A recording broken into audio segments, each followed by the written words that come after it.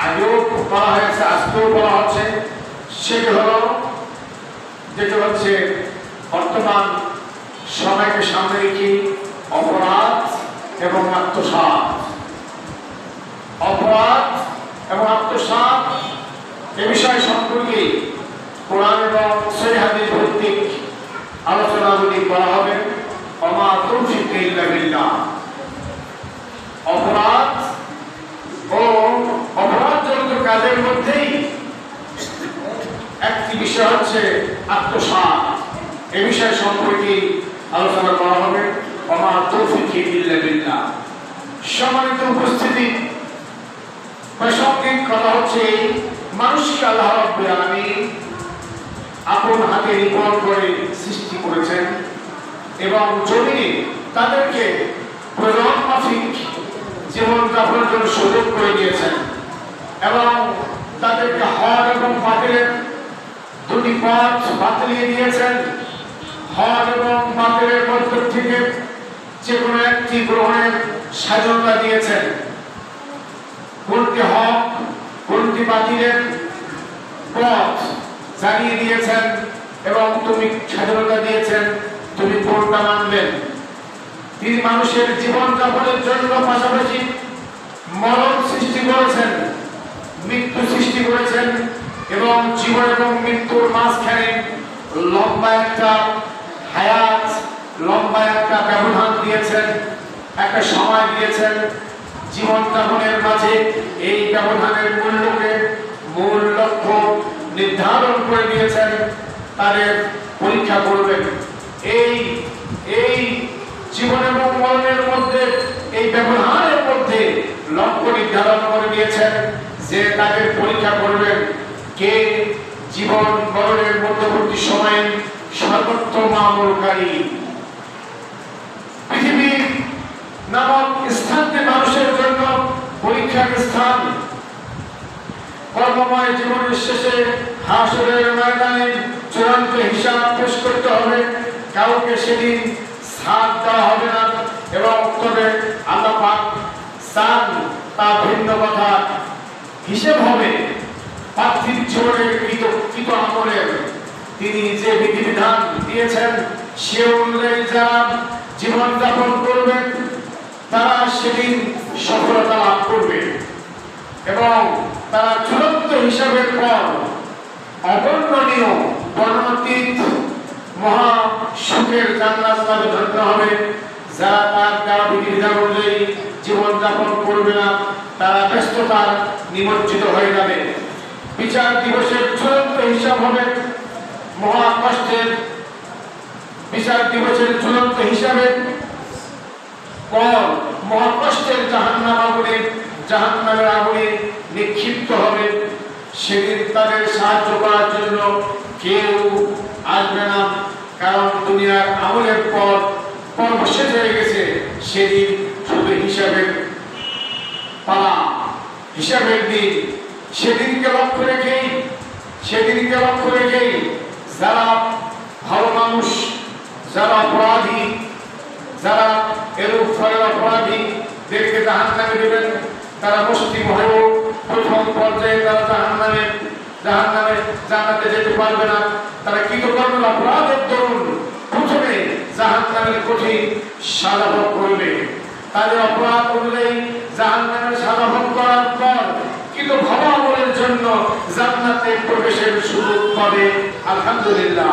তারা হলে অন্তত কালেমা পাঠের পর, কালেমা পাঠ করে ঈমান আনার কারণেও কোন এক সময় জান্নাতে প্রবেশ করবে, অথবা জাহান্নামের প্রবেশের পর রাসূল সাল্লাল্লাহু আলাইহি ওয়াসাল্লামের শাফাআতের জান্নাতে আসার সুযোগ পাবে। তবে যারা শিরকে আকবার অবস্থায় মৃত্যুবরণ করেছে তারা জান্নাতে প্রবেশ করতে পারবে না, সুযোগ পাবে না। তারাই নবী করিম সাল্লাল্লাহু আলাইহি ওয়াসাল্লামের শাফাআত হতেও বঞ্চিত হবে। এরূপ শিরককারী চিরস্থায়ীভাবে জাহান্নামে প্রবেশ করবে। তবে কোন ব্যক্তি পাপ করার পর আন্তরিকভাবে তওবা ইস্তিগফারের মাধ্যমে আল্লাহর নিকটে যদি ক্ষমা দিতে পারলে ভিন্ন কথা। কেননা খারেজ অন্তরে তওবা ইস্তিগফারের জন্য তিনি যে কোনো পাপ ক্ষমা করে দিতে পারেন। এর মধ্যেই একটি কথা হচ্ছে যে যারা অপরাধ করবে, অপরাধজনিত পাপ করবে, তাদের তারা অপরাধ করলেও তাদেরকে আল্লাহ রাব্বুল আলামিন শাস্তি দিবেন এবং মৃত্যুর পূর্বে যদি তারা তওবা করে ফিরে আসে তারা আল্লাহ রাব্বুল আলামিনের জান্নাত যেতে পারবে। কিন্তু যদি ডাইরেক্টলি ভাবেই অপরাধজনিতভাবে মৃত্যুবরণ করে তাদের ব্যাপারে অনেক সমস্যা রয়েছে। সম্মানিত উপস্থিতি, আপনাদের খেদমতে আলোচনার বিষয়বস্তু হচ্ছে অপরাধ এবং আত্মসাৎ। এই বিষয় সম্পর্কে কথা বলতে চাই। অপরাধ এটা বাংলা শব্দ, আমরা প্রায় যে কথা বলে থাকি অপরাধ। তোর অপরাধ হয়েছে, তুমি অপরাধ কাজ করেছো। অপরাধ হলো দোষ, ত্রুটি, আইন বিরুদ্ধ কাজ, দণ্ডনীয় কর্ম, পাপ। এগুলোকে আরবিতে বলা হয় জারম, জারম, বহুবচন আজরাম, এরপরে জারিমাত, এভাবে এসেছে। কোন কোন ক্ষেত্রে অপরাধের কথা বলা হয়েছে খাতিয়া, খাতিয়া, জারম, সাইয়া, ইসমুন, ফুসুকুন, তারপর ইসয়ান, এরপরে উতো, ফাসাদ ইত্যাদি। মূলত বিভিন্ন অর্থে অপরাধ বোঝানো হয়েছে কোরআন হাদিসের বিভিন্ন আয়াতের দিক থেকেই।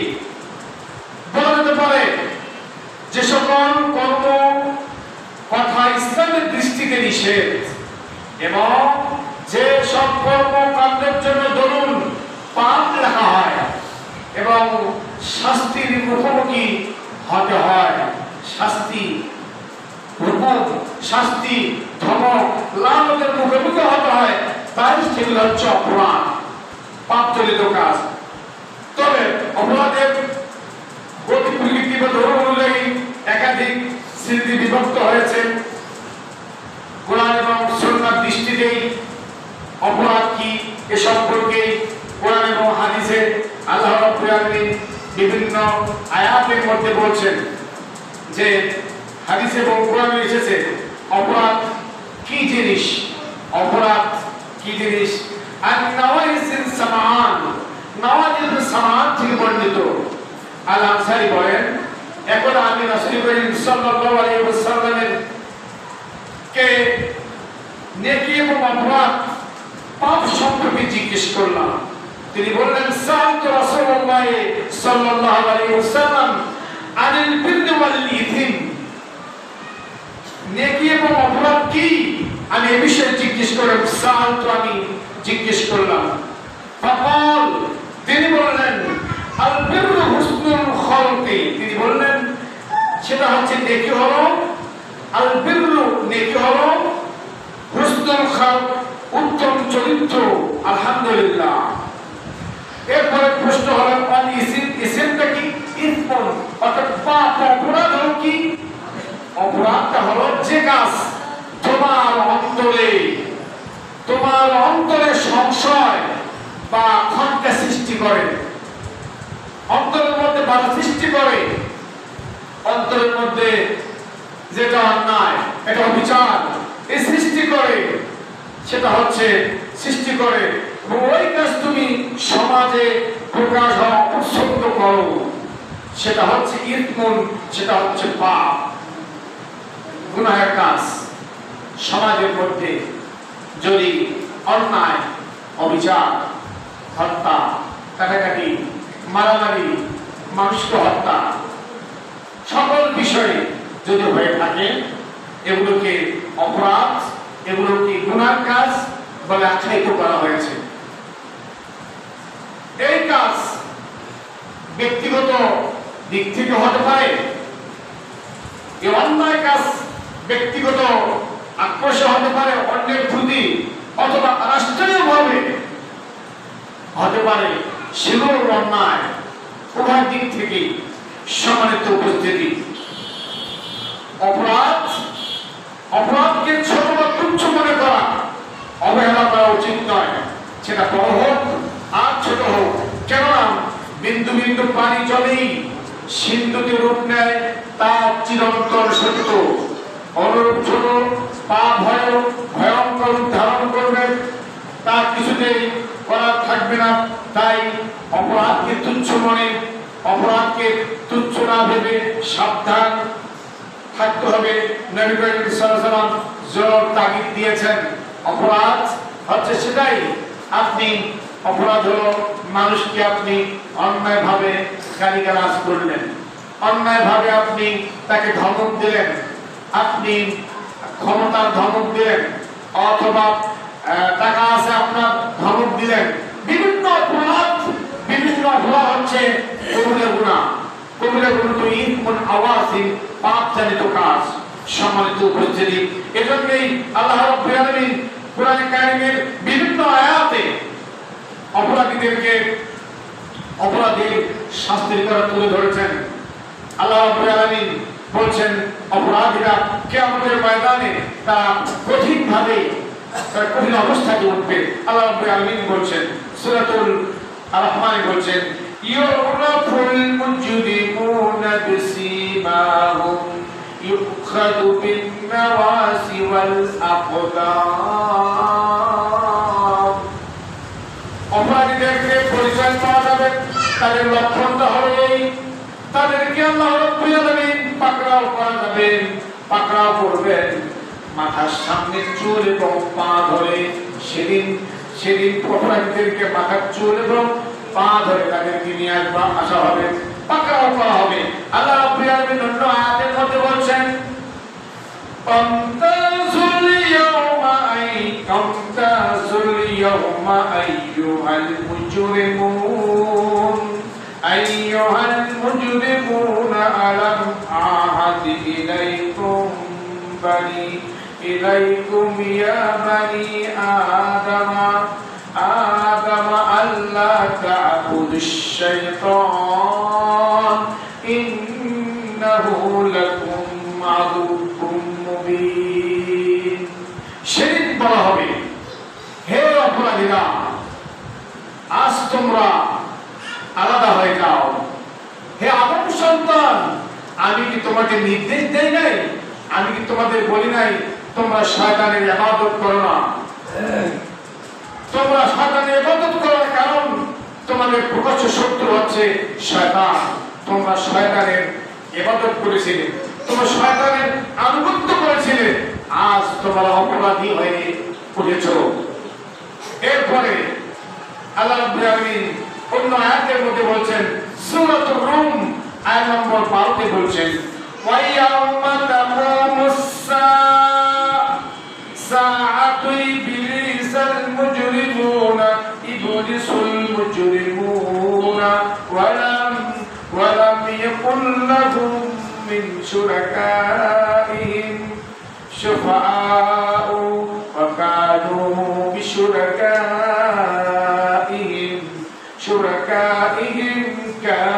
কাফিরিন। আল্লাহ পাক বলছেন সেদিন কিয়ামত সংঘটিত হবে, যেদিন অপরাধীরা হতাশ হয়ে যাবে। তারা যাদেরকে শরীক গণ্য করত, তাদের মধ্যে কেউ তাদের সুপারিশকারী সাজবে না, সুপারিশকারী হবে না, এবং তারা তাদের শরীককে অস্বীকার করবে। আল্লাহ রাব্বুল আলামিন অন্য আয়াতের মধ্যে আরো বলছেন অপরাধীরা পরকালীন ভয়াবহতার মধ্যে থাকবে। আল্লাহ পাক বলছেন হাদিহি জাহান্নামুল্লাতী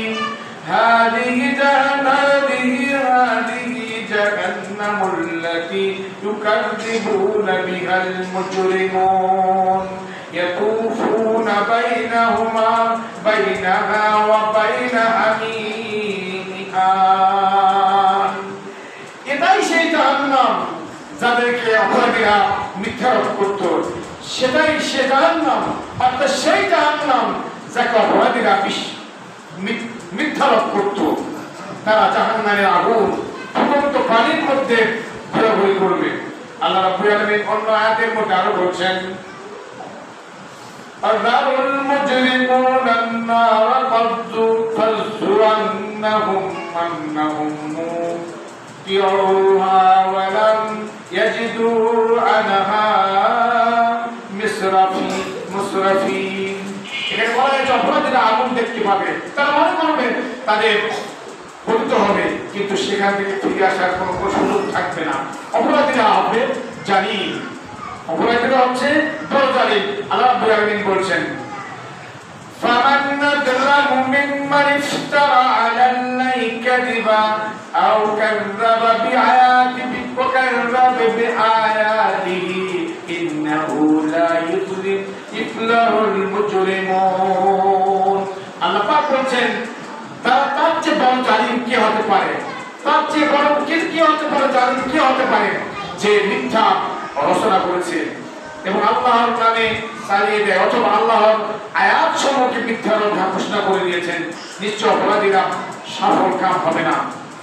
অপরাধীরা সেদিন এই কিয়ামতের ময়দানে অপরাধীরা দুনিয়াতে ফিরে আসার জন্য তারা আহ্বান করবে, আবেদন করবে, তারা আবেদন কামনা করবে। আল্লাহ রাব্বুল আলামিন তাদের ব্যাপারে বলা হচ্ছে তারা যে আবেদন করবে, আল্লাহ রাব্বুল আলামিন বলেন ওয়ালাউ তারা ইদাল মুজরিমুনা নাকিসু রুউসিহিম ইনদা রাব্বিহিম রব্বানা আসরিফ আবসারনা ওয়া সামি'না ফারজি'না نعمل صالحا إنا মুকিনুন।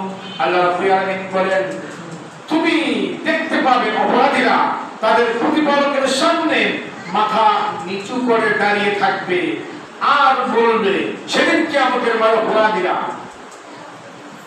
অপরাধীরা সেদিন প্রতিপালকের সামনে মাথা নিচু হয়ে যাবে এবং তারা দাঁড়িয়ে থাকবে এবং তারা বলবে, হে আমাদের প্রতিপালক, রব্বানা আবসারনা, হে আমাদের প্রতিপালক আমরা দেখলাম, ওয়াসামি'না আমরা শুনলাম, ফারজি'না বলবে, ফারজি'না কাদেই আমাদেরকে আবার পাঠিয়ে দিন, দুনিয়ায় পাঠিয়ে দিয়ে দেন, দুনিয়া আমরা যেতে চাই। আল্লাহ রাব্বুল আলামিন বলবেন যেতে চাই, আমরা যেতে চাই কিন্তু পালাতে হবে না, এবং যেতে চাই ফারজি'না আমাদেরকে দুনিয়ায় পাঠান, না'মাল সালিহা আমরা এবার দুনিয়ায় গেলে ভালো কাজ করব এবং ভালো আমল করব, যত দুনিয়াতে ভালো কাজ রয়েছে এগুলো আমরা করতে চাই, এবং ইন্না মুকিনুন আমরা তাতে বিশ্বাসী। কিন্তু কয়দিন বসেছেন, অপরাধ করেছেন দুনিয়াতে, পাপ কাজ করেছেন দুনিয়াতে, আর এই পরকালে যাওয়া আবার ফেরার কোনো সুযোগ নাই, কোনো চান্স হবে না। অপরাধের সুযোগ ক্ষমা করে দেওয়া হবে না, অসম্ভব। অপরাধীদের মহান আল্লাহ তাআলা তওবা করার সুযোগ দেন, দুনিয়াতে তওবা করলে আলাদা ব্যাপার, কিন্তু যদি তওবা ছাড়া ফিরে যায় অত্যন্ত সমস্যা হয়ে যাবে। খায়ের অন্তরে তওবা করলে আল্লাহ যে কোনো পাপ ক্ষমা করে দিতে পারেন, কিন্তু পাপের গোড়া থেকে বইতে হবে। নবী করিম সাল্লাল্লাহু আলাইহি ওয়াসাল্লাম একটি গুরুত্বপূর্ণ হাদিসের মধ্যে বলছেন, আন আবি উমামা قال رسول الله صلى الله عليه وسلم إن صاحب الشمال لا يرفع القلم 6 ساعات عن العبد المسلم مخطئ أو مسيء فإن ندم واستغفر الله منها ألقاها وإلا كتبت واحدة। উমামা রাদিয়াল্লাহু আনহু থেকে বর্ণিত, তিনি বলেন রাসূল সাল্লাল্লাহু আলাইহি ওয়াসাল্লাম অপরাধীর ব্যাপারে বলছেন, নিশ্চয়ই বামের ফেরেশতা পাপী এবং অপরাধী মুসলিমের উপর থেকে 6 ঘন্টা কলম তুলে রাখবেন, 6 ঘন্টা তুলে রাখবেন। আলহামদুলিল্লাহ, কয় ঘন্টা? 6 ঘন্টা যারা অপরাধ করে এবং 6 ঘন্টা তা কলম ইয়ারফাউ, এখানে বলছেন ইয়ারফা কলম 6 সাআতিন, 6 ঘন্টা কলম তুলে রাখেন ফেরেশতা মণ্ডলী। এই পাপ লিখবে নাকি, অন্যায়টা লিখবে নাকি? অতঃপর যদি অপরাধের জন্য অনুতপ্ত হয়ে তিনি বলছেন, তারা বলছেন এখানে বলা হয়েছে ফাইন্না দিমা, যদি আস্তাগফিরুল্লাহ মিনহা, তিনি বলছেন অপরাধ যদি সে যদি অপরাধের জন্য অনুতপ্ত হয় আল্লাহর কাছে ক্ষমা প্রার্থী হয়ে যায়, বলা হয়েছে তাহলে তা উপেক্ষা করুন, নচেত একটি পাপ লেখা হবে। কয়টি পাপ? একটি পাপ লেখা হবে। সম্মানিত উপস্থিতি, এভাবেই অপরাধীদেরকে আল্লাহ রাব্বুল আলামিন ক্ষমা করতে চান। কিন্তু যারা অপরাধ করতেই থাকবে, গুনাহ করতেই থাকবে, যদি ইস্তেগফারের দিক ফিরে না আসে তাহলে তো অসম্ভব। পাপ করতে করতেই পাহাড় সম হয়ে গেছে, সেখানে আর বাঁচার পথ থাকে না, তখন তাকে নেমে আসতে হয়, তখন তাকে অবস্থা খারাপ হয়ে যায়। সম্মানিত উপস্থিতি, নবী করিম সাল্লাল্লাহু আলাইহি ওয়াসাল্লাম বলছেন এক হাদিসের মধ্যে, ইয়া আব্দিল ইন্নাকুম মুখতিয়া তাখতারুনা বিল-লাইলি ওয়ান-নাহার ওয়া আনা আগফির লিয-যুনুব জামিয়া ফাস্তাগফিরু লি আগফির লাকুম। হে আমার বান্দাগণ, তোমরা অপরাধ করে থাকো দিন রাত, আমি সমস্ত অপরাধ মাফ করে দিই। তোমরা আমার নিকট ক্ষমা চাও, আমি তোমাদের ক্ষমা করে দেব। সহিহুল মুসলিম। সম্মানিত উপস্থিতি, অপরাধ করলে, তওবা করলে আল্লাহ রাব্বুল আলামিন তাকে মাফ করে দিবেন। এখন সমাজের মধ্যে তো অপরাধ করলে সমাজের মধ্যে অসংখ্য অপরাধ, অসংখ্য পাপ, অসংখ্য কবিরা গুনাহ। কবিরা গুনাহ হচ্ছে অপরাধ জড়িত পাপ। অসংখ্য পাপের মধ্যে আমার কাছে একটা বই রয়েছে, 221টা হচ্ছে অপরাধ জড়িত পাপ। 221টা অপরাধ জড়িত পাপ যা হচ্ছে কবিরা গুনাহ। 221টা কবিরা গুনাহ জড়িত পাপ, সেগুলো হচ্ছে অপরাধ। যে কাজগুলি যদি যে ব্যক্তি করবে, যদি ফিরে না আসে, সে ধরা খাবে। যে হোক না কেন, মুলবি, মুন্সি, ম্যাজিস্ট্রেট, প্রধানমন্ত্রী, এরই হবে, যারা অপরাধ করলে তারা আর শাস্তিটাকে বহন করতেই হবে।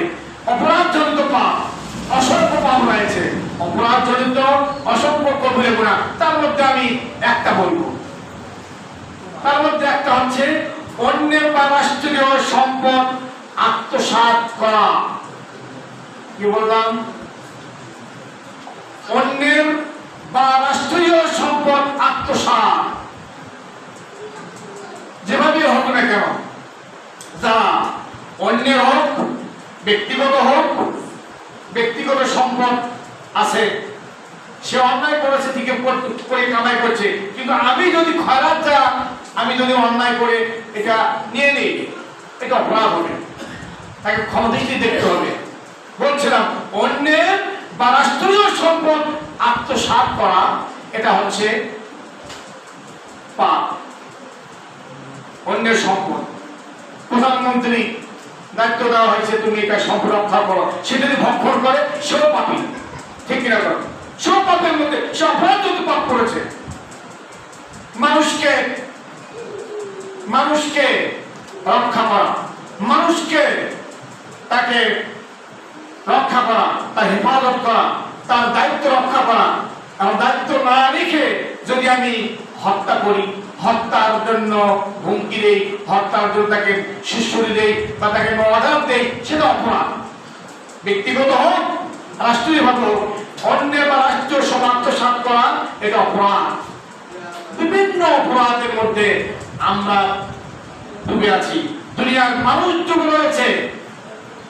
অতএব অপরাধ থেকে বাঁচতে হবে। অপরাধ যদি আমরা করে থাকি এই দুনিয়াতে, তাহলে আমাদেরকে তওবা ইস্তেগফারের মাধ্যমে ফিরে দিতে হবে। সম্মানিত উপস্থিতি, আল্লাহ রাব্বুল আলামিন কোরআনে কারিমে অন্যের অপরাধ এবং আত্মসাতের ব্যাপারে কোরআনে কারিমে সূরাতুল ইমরান আয়াত নম্বর হচ্ছে 161 নম্বর আয়াতের মধ্যে বলছেন,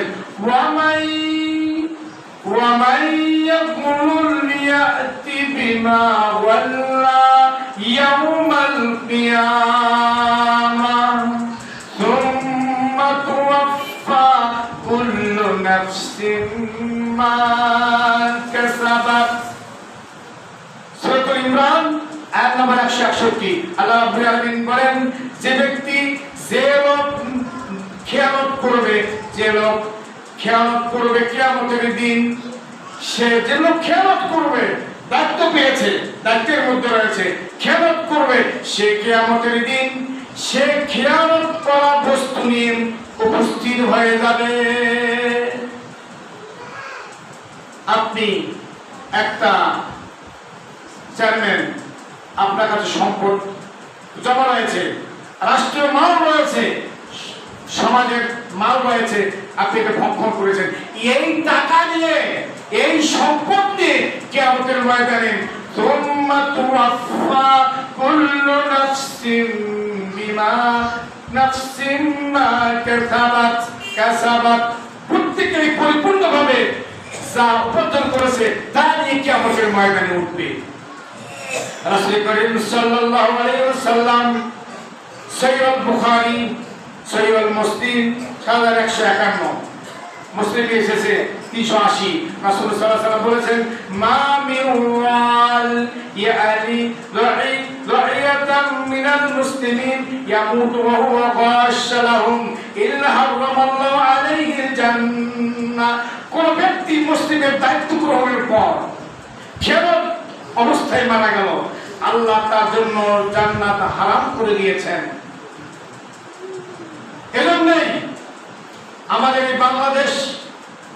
এই বাংলাদেশের যারা হিন্দু খ্রিস্টান নাসারা কাফের মুশরিক যদি মুসলমানের দায়িত্বে থাকে তাকে রক্ষা করা তার নিরাপত্তা দেওয়া হচ্ছে রাসূল করিম সাল্লাল্লাহু আলাইহি ওয়াসাল্লামের হাদিস রক্ষা করতে হবে সুতরাং কারো সম্পদ আত্মসাৎ করা হচ্ছে জঘন্য অপরাধ যদি কোনো ব্যক্তি বাইতুল মাল বা রাষ্ট্রীয় সম্পদ হয় তাহলে অপরাধের মাত্রা বেশি হবে অন্যের সম্পদ আত্মসাৎকারী ইসলামের দৃষ্টিতে কবিরা গুনাহ যা সহজে ক্ষমা হয় না সম্পদ আত্মসাৎ করা কবিরা গুনাহ ভয়াবহ পাপ এ কারণ খেয়ানতকারীকে আল্লাহ রাব্বুল আলামিন ভালোবাসেন না আল্লাহ রাব্বুল আলামিন বলেন ইন্নাল্লাহা লা ইউহিব্বুল খাইনিন বলা হয়েছে নিশ্চয়ই আল্লাহ তাআলা খেয়ানতকারীকে ভালোবাসেন না সম্মানিত উপস্থিতি এজন্যই আমাদেরকে আমাদের সম্পদ রক্ষা করতে হবে দেশের সম্পদ দেশের যারা দায়িত্ব গ্রহণ করবে নিজ থেকে শুরু করে প্রধানমন্ত্রী পর্যন্ত যারা দায়িত্ব গ্রহণ করবে দায়িত্বশীল হচ্ছে তাকে এই দায়িত্বের ব্যাপারে কিয়ামতের ময়দানে আল্লাহ রাব্বুল আলামিন জিজ্ঞেস করবেন রাসূল করিম সাল্লাল্লাহু আলাইহি ওয়াসাল্লাম বলেছেন عن عبد الله عمر قال رسول الله صلى الله عليه وسلم ألا كلكم راع وكلكم مسؤول عن رعيته عبد الله بن عمر رضي الله عنه রাসূল সাল্লাল্লাহু আলাইহি ওয়াসাল্লাম বলেছেন মনে রেখো তোমরা প্রত্যেকেই দায়িত্বশীল তোমাদের প্রত্যেকেই দায়িত্বের ব্যাপারে অবশ্যই জিজ্ঞেস করা হবে সুতরাং সম্মানিত উপস্থিতি যাকে যে কাজের জন্য দায়িত্ব নিযুক্ত করা হয়েছে সে সম্পর্কে তাকে বিচারের ব্যাপারে জবাবদিহি করতে হবে সে কোনো রকম ফাঁকি দেওয়ার সুযোগ থাকবে না দায়িত্বশীলদের আমলকারীদের মাধ্যমে সঠিকভাবে পালন করা উচিত যেন পরকালে জবাবদিহি করতে না হয় এর মধ্যে এই দায়িত্বশীলদের মধ্যে হচ্ছে ন্যায়পরায়ণ শাসকের মর্যাদা ন্যায়পরায়ণ যারা হবেন তাদের জন্য বলা হয়েছে ন্যায়পরায়ণ যদি ব্যক্তি হয় ন্যায়পরায়ণ প্রধানমন্ত্রী থেকে ন্যায়পরায়ণ মেম্বার থেকে শুরু করে রাষ্ট্রপ্রধান পর্যন্ত ন্যায়পরায়ণ হয় এদের জন্য রাসূল করিম সাল্লাল্লাহু আলাইহি ওয়াসাল্লাম জান্নাতের কথা বলে দিয়েছেন ইবনে ওমর বলেন ইয়াস বিন ইমার রাদিয়াল্লাহু আনহু নবী করিম সাল্লাল্লাহু আলাইহি ওয়াসাল্লাম বলতে শুনেছি জান্নাতি তিন প্রকার ন্যায়পরায়ণ বাদশা যাকে ভালো কাজ করার তৌফিক দেওয়া হয়েছে দুই ওই ব্যক্তি যে প্রত্যেক আত্মীয় স্বজন ও মুসলিমের প্রতি দয়ালু এবং নম্রতা হৃদয় প্রদর্শন করে থাকে সেই ব্যক্তি যে বহু সন্তানের পিতা হওয়া সত্ত্বেও হারাম এবং ভিক্ষা বৃত্তি গ্রহণ করে না সম্মানিত উপস্থিতি রাসূল করিম সাল্লাল্লাহু আলাইহি ওয়াসাল্লাম আরেকটা হাদিসের মধ্যে বলেন হাসরের মাঠে আল্লাহ রাব্বুল আলামিন 7 শ্রেণীর ব্যক্তিকে আরশের ছায়া তলে আশ্রয় দান করবেন আমি গত শুক্রবারে বক্তব্য দিয়েছিলাম তার মধ্যে এক শ্রেণী হচ্ছে ন্যায়পরায়ণ বাদশা আলহামদুলিল্লাহ ন্যায়পরায়ণ বাদশা এখন ন্যায়পরায়ণের বিপরীত যিনি হবেন তিনি হবেন অত্যাচারী শাসক, নিকৃষ্ট ব্যক্তি। ন্যায়পরায়ণের জন্য তো ভালো কথা বললাম। দ্বিতীয় হচ্ছে অত্যাচারী শাসক, নিকৃষ্ট ব্যক্তি। জনগণের উপর অত্যাচারী শাসক খুবই নিকৃষ্ট। অন্যের পরকালীন ফলাফল অত্যন্ত কষ্টদায়ক, তাদের পরকালীন ফলাফল তার পরিণতি হচ্ছে অত্যন্ত কষ্টদায়ক। এরূপ শাসক আল্লাহ রাব্বুল আলামিন ঘৃণার দৃষ্টিতে দেখেন। নবী করিম সাল্লাল্লাহু আলাইহি ওয়াসাল্লাম বলেছেন, আলী ইবনে আব্দুল্লাহ ওমর قال سمعت رسول الله صلى الله عليه وسلم يقول ان شر الرياء رياء الحطمة। আব্দুল্লাহ ইবনে ওমর রাদিয়াল্লাহু আনহু বলেন, আব্দুল্লাহ ইবনে আমর বলেন, আমি নবী করিম সাল্লাল্লাহু আলাইহি ওয়াসাল্লামকে বলতে শুনেছি, নিকৃষ্ট, নিশ্চয় নিকৃষ্ট দায়িত্বশীল ওই ব্যক্তি যে অভিযুক্ত জনগণের প্রতি অত্যাচার করে, অত্যাচার, নিপীড়ন, কঠিন কষ্টের মধ্যে রাখে, সেই নিকৃষ্ট বলা হয়েছে, নিকৃষ্টর মধ্যে গণ্য হয়ে যাবে।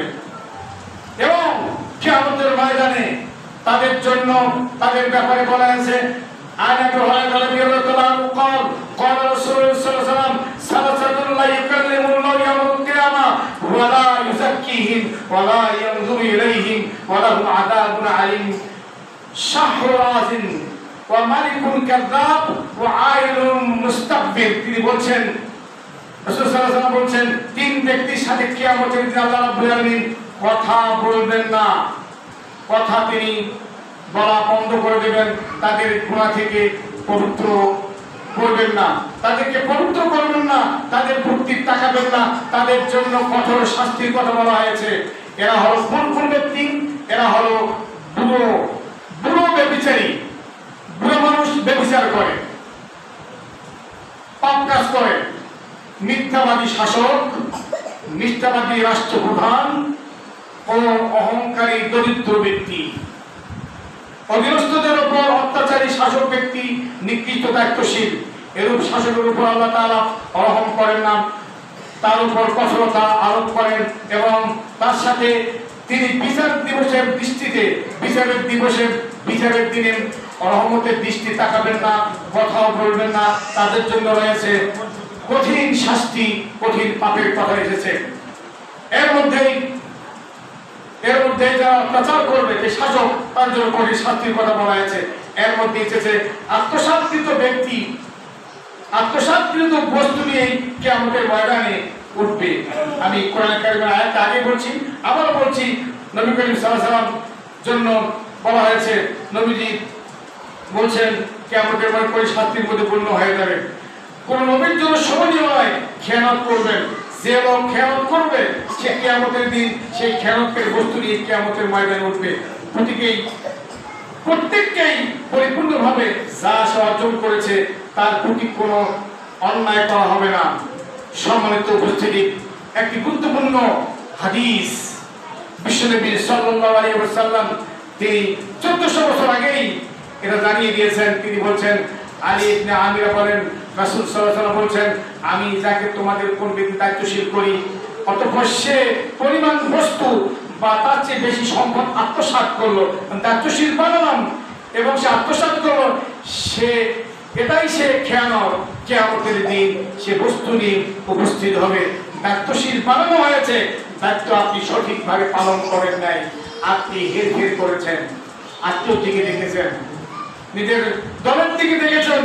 এই দায়িত্ব নিয়েই, এই দায়িত্ব পাপ দিয়ে কিয়ামতের ময়দানে আপনাকে উঠানো হবে। রাসূল করিম সাল্লাল্লাহু আলাইহি ওয়াসাল্লাম আরেকটি গুরুত্বপূর্ণ হাদিসের মধ্যে বলছেন, নবী করিম সাল্লাল্লাহু আলাইহি ওয়াসাল্লামের মাঝে বক্তব্য দেওয়ার জন্য দাঁড়ালেন। তিনি খেয়ানতকারী সম্পর্কে, আত্মসাৎকারী সম্পর্কে বললেন। কিয়ামতের বিষয়টি গুরুত্বপূর্ণ। তিনি বললেন, কিয়ামতের দিন তোমাদের কাউকে আমি এমন অবস্থায় পাবো, তার কাঁধের মধ্যে উট থাকবে, এই উট নিয়ে চিৎকার করতে থাকবে। কারো কাঁধের মধ্যে ঘোড়া থাকবে, কারো ঘাড়ের মধ্যে ছাগল থাকবে, কারো ঘাড়ের মধ্যে সোনা চাঁদি থাকবে, কারো ঘাড়ের মধ্যে টাকা থাকবে। সে ওইগুলি নিয়ে কিয়ামতের ময়দানে উঠবেন। বলা হবে, আজকে আমাকে বাঁচাও, আজকে আমাকে বাঁচাও, আজকে আমাকে বাঁচাও। নবীজি বললেন, আমি তো তোমাকে আগে পূর্বের বিধান জানিয়ে দিয়েছি, আগে জানিয়ে দিয়ে সহিহুল বুখারী সহিহুল মুসলিম মুসলিম আহমেদের মধ্যে এসেছে সে কিয়ামতের ময়দানে ও আত্মসাতের সম্পদ নিয়ে যে কোনো ব্যক্তি হোক না কেন যারা ওই দুনিয়াতে করেছে সে এই কাঁধের বোঝা নিয়ে সে এগুলো নিয়ে উঠবে আর ওগুলো খালের মধ্যে চিৎকার করবে আর বলবে আমাকে বাঁচাও, কিন্তু বাঁচার পথ থাকবে না। সম্মানিত উপস্থিতি, যে ব্যক্তি অন্যের রাষ্ট্রীয় সম্পদ হতে যে বস্তু আত্মসাৎ করবে হাসরের ময়দানে সেদিন সে তাই নিয়ে হাজির হবে। যে কোনো প্রাণী হোক, স্থাবর সম্পদ হোক, অন্য কোনো বস্তু হোক, যারা অন্যায় ভাবে মানুষের সম্পদ ভক্ষণ করবে, রাষ্ট্রের সম্পদ আত্মসাৎ করবে, তাদের সেই অবস্থা হবে কঠিন লজ্জাকর। যারা সরকারি ত্রাণ চুরি করেছে তাদের এই বিষয়ে তো ভাবা উচিত। সরকারি ত্রাণ চুরি করেছে তাদের এই বিষয়ে ভাবা উচিত। যারা ত্রাণের টাকা, চাল, ডাল, তেল প্রভৃতি জিনিস আত্মসাৎ করছেন তাদেরকে এমন জিনিস নিয়েই কিয়ামতের ময়দানে হাজির হবে। সেদিন সারা পৃথিবীর মানুষ আত্মসাৎকারীকে দেখে চিনতে পারবে, দেখতে পাবে এরা আত্মসাৎকারী, এরা অন্যায়কারী। গোটা জাহানের মানুষের সামনে অপমান হতে বাঁচতে চাইলে এসব ফেরত দিয়ে তাকে তওবা করতে হবে। দুনিয়াতে যারা অন্যায় করেছে এগুলো ফেরত দেওয়া লাগবে, অথবা মাফ হবে না। সম্মানিত উপস্থিতি, নবী করিম সাল্লাল্লাহু আলাইহি ওয়াসাল্লাম আত্মসাৎকারীর জন্য জান্নাত হারাম করে দিয়েছেন। আল্লাহ রাব্বুল আলামিন কোরআনে বিভিন্ন আয়াতের মধ্যে বলছেন, তিনি বলছেন, নবী করিম সাল্লাল্লাহু আলাইহি ওয়াসাল্লাম বলছেন, কোন ব্যক্তি মুসলিমের দায়িত্ব গ্রহণের পর খেয়ানত করবে সে অবস্থায় মারা গেলে তার জন্য জান্নাত হারাম করে দেওয়া হয়েছে। সম্মানিত উপস্থিতি, আরেকটি গুরুত্বপূর্ণ হাদিসের মধ্যে বলা হয়েছে, আলী ইবনে ইয়াসির قال سمعت النبي صلى الله عليه وسلم يقول ما من عبد استراد الله راية الفلم يخطئها بالنصيحة إلا لم يجد راية الجنة। মাকিল বিন ইয়াসির থেকে বর্ণিত, তিনি বলেন নবী করিম সাল্লাল্লাহু আলাইহি ওয়াসাল্লাম বলেন, নবী করিম সাল্লাল্লাহু বলতে শুনেছি, সামিআতু, যার প্রতি আল্লাহ কোন দায়িত্ব অর্পণ করেছেন, দায়িত্ব দিবেন, অতঃপর সে সুষ্ঠুভাবে তা পালন করে না, সে জান্নাতের গন্ধ পাবে না। সম্মানিত উপস্থিতি, আরেকটি গুরুত্বপূর্ণ বলা হয়েছে, আত্মসাৎকারী অবস্থা হবে জাহান্নাম, সে জাহান্নামে যাবে, কোনো সন্দেহ নেই। কিন্তু বিচার জাহান্নাম থাকার পরে বিচার আলাদা। বলছিলাম, যে ব্যক্তি আত্মসাৎ করবে, দুনিয়াতে হোক, রাষ্ট্রীয় সম্পদ হোক, সেদিক থেকে সে শাস্তিযোগ্য অপরাধ হবে। নবী করিম সাল্লাল্লাহু আলাইহি ওয়াসাল্লাম বলছেন, একটু উপমা দেওয়া হয়েছে। ইবনে আব্বাস বলেন, ওমর রাদিয়াল্লাহু আমাকে বললেন, খায়বারের দিন যুদ্ধের সাহাবীদের একটি দল বাড়ি ফিরে আসলেন। আলহামদুলিল্লাহ, খায়বারের যুদ্ধের দিন সাহাবীদের নিকট একটি দল বাড়ি ফিরে আসলেন। ওই সময় সাহাবীগণ বললেন, অমুক শহীদ হয়েছে, অমুক শহীদের মর্যাদা পাবে। শেষ পর্যন্ত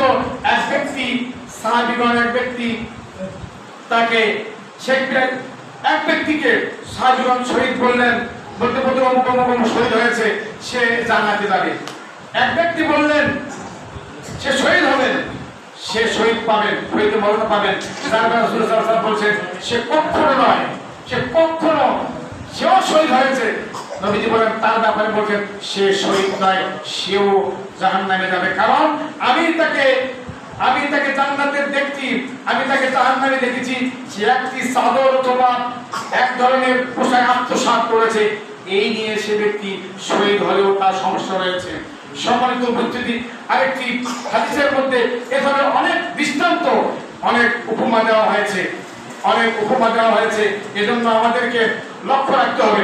নবী করিম সাল্লাল্লাহু আলাইহি ওয়াসাল্লাম হাসরের ময়দানে আত্মসাৎকারীকে দৃষ্টান্ত পেশ করেছেন। তিনি বলছেন, আলী ইবনে ওমর আনা রাসূলুল্লাহ সাল্লাল্লাহু আলাইহি ওয়াসাল্লাম قال ইন্নাল গাদির ওয়া ইউনসাবু লাহু লিওয়া ইয়াউমাল কিয়ামাতি ফায়াকুল হাদিহি গদরাতুল ফুলানিন মিন ফুলান। তিনি বলছেন, ওমর রাদিয়াল্লাহু আনহু নবী সাল্লাল্লাহু আলাইহি ওয়াসাল্লাম বলছেন, কিয়ামতের দিন প্রত্যেক বিশ্বাসঘাতকের জন্য একটি পতাকা উত্তোলন করা হবে। অর্থাৎ প্রত্যেক ব্যক্তি যে আত্মসাৎ দিয়েছে, আত্মসাৎকারী ব্যক্তি, একটি পতাকা উত্তোলন করা হবে এবং বলা হবে ইহা অমুকের পুত্র, অমুকের পুত্র, ইহা অমুকের পুত্র, অমুকের বিশ্বাসঘাতকতার প্রতীক, সে আত্মসাৎকারীর প্রতীক, এগুলো সে কিয়ামতের ময়দানে এগুলো নিয়ে উঠবে। আবু সাঈদ রাদিয়াল্লাহু আনহু নবী করিম সাল্লাল্লাহু আলাইহি ওয়াসাল্লাম বলছেন, কিয়ামতের দিন প্রত্যেক বিশ্বাসঘাতকের নিম্নের পিছনে একটি তার বিশ্বাসঘাতকতার পতাকা স্থাপন করা হবে, এই নিয়ে সে কিয়ামতের ময়দানে উঠবে। কিয়ামতের দিন প্রত্যেক বিশ্বাসঘাতকের জন্য তার বিশ্বাসঘাতকতার জন্য পরিমাণ অনুযায়ী তাকে পতাকা উত্তোলন করা হবে। বলা হয়েছে সাবধান, প্রধান শাসকের বিশ্বাসঘাতকতার পতাকাই হবে তার সবচেয়ে বড়। সে যে ব্যক্তি প্রধান শাসক যে বিশ্বাসঘাতকতা করেছে, সে কিয়ামতের ময়দানে সে পতাকা নিয়ে উঠবে, কিয়ামতের মানুষ দেখতে পাবে। এজন্য নবী করিম সাল্লাল্লাহু আলাইহি ওয়াসাল্লাম হাদিসে বলা হয়েছে, কুল্লুকুম রাঈন কুল্লুকুম মাসউলুন আন রাইয়াতিহি, প্রত্যেকেই দায়িত্বশীল, দায়িত্বের ব্যাপারে জিজ্ঞাসা করা হবে। সম্মানিত উপস্থিতি, সম্মানিত মুসলমানে کرام, বলতে চাই কিয়ামতের দিবসে, কিয়ামতের মাঠে প্রতি আত্মসাৎকারী বিশ্বাসঘাতকের অবস্থা হবে কঠিন লজ্জাকর। তাদের আত্মসাতের পরিমাণ অনুযায়ী পিছনে পতাকা উত্তোলন করতে থাকবে। সেখানে তাদের প্রত্যেকের পরিচয় উল্লেখ করা হবে। বিষয়টা কতটা নোংরা, অপমানজনক, আত্মসাৎকারীদের জন্য অনুধাবন করা প্রয়োজন। বিচারের মাঠে অপমান থেকে বাঁচতে চাইলে সকল প্রকার খেয়ানত, বিশ্বাসঘাতকতা, আত্মসাৎ করা, বর্জন করা প্রত্যেক মুসলিমের জন্য দায়িত্ব এবং কর্তব্য। সুধী পাঠক, যারা রাষ্ট্রীয় বিভিন্ন দায়িত্ব পালন করেছেন তাদের বিষয়টি অত্যন্ত অপরাধ। যারা করেছেন, যারা করবেন, যারা রাষ্ট্রীয় সম্পদ বিভিন্ন দায়িত্ব পালন করতেছে এবং যারা করেছিলেন জীবনের ঝুঁকি নিয়ে, জীবনের জনগণের জিনিস অন্যায়ভাবে ভক্ষণ করতে বিবেক বাধা দেয় না। গভীরভাবে এই হাদিসগুলো তাদের জন্য ভাবা প্রয়োজন।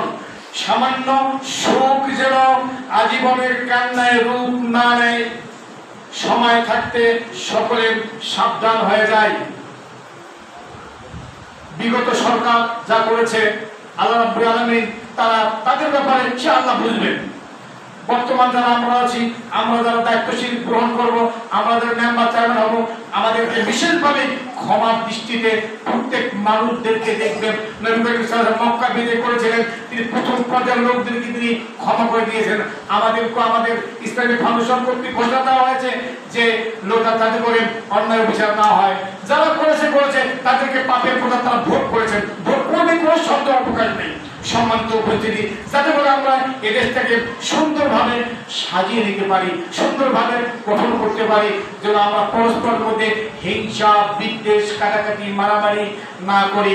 আমরা বিভিন্ন দলের থাকতে পারি, কেউ বিভিন্ন দলে থাকতে পারি, কিন্তু আমরা হলাম পরস্পর ভাই। ঠিক কিনা কর? পরস্পর ভাই, আমাদেরকে কারো সুরক্ষিত রাখা যাবে না। তাহলে আমরা কিয়ামতের ময়দানে বর্তমান যারা আছি, পূর্বে যারা ছিল, সবাই আমরা ক্ষতিগ্রস্তের মধ্যে হবো। কিয়ামতের ময়দানে আমাদেরকে ওই পাপের বোঝা, আত্মসাতের পতাকা এবং বিশ্বাসঘাতকতার পতাকা নিয়ে উঠতে হবে, কোনো সন্দেহ নাই কোরআন এবং সুন্নাহর দৃষ্টিতে।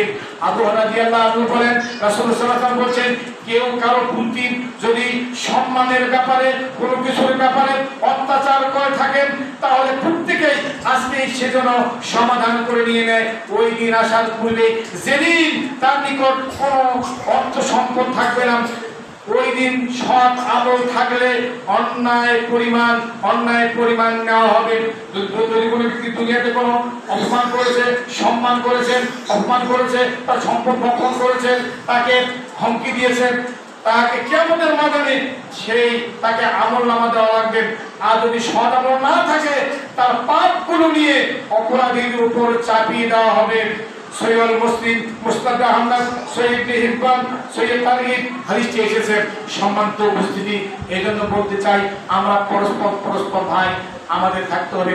নবী করিম সাল্লাল্লাহু আলাইহি ওয়াসাল্লাম আরেকটা হাদিসের মধ্যে বলেছেন, মান সালামাল মুসলিমুনা মিন লিসানি ওয়া ইয়াদি, তোমাদের মধ্যে ওই ব্যক্তি মুসলমান যার হাত এবং মুখ দিয়ে অন্য মুসলমান নিরাপদ থাকে, বলেন সুবহানাল্লাহ। সম্মানিত উপস্থিতি, এজন্য আমরা আসুন আমরা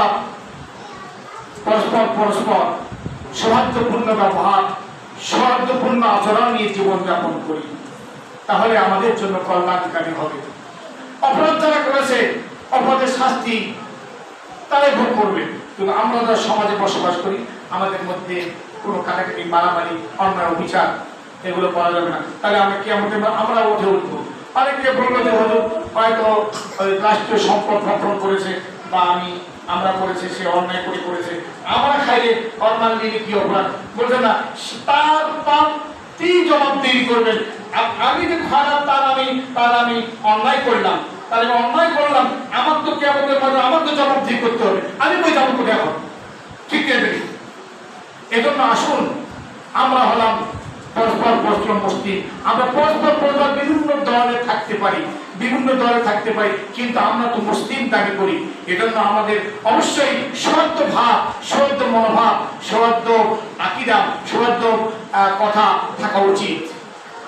আল্লাহ রাব্বুল আলামিন আমাদের সবাইকে যেন আমরা কিয়ামতের ময়দানে আমরা যেন সেই পাপের বোঝা নিয়ে না উঠি, অপরাধীর ধান্দা নিয়ে না উঠি, যাতে করে আমরা পরস্পরের মধ্যে সবাই মিলেমিশে থাকতে পারি। এই উদাত্ত আহ্বান ব্যক্ত রেখে আজকের এই সংক্ষিপ্ত বক্তব্য এখানে শেষ করছি। সুবহানাকাল্লাহুম্মা ওয়া বিহামদিকা।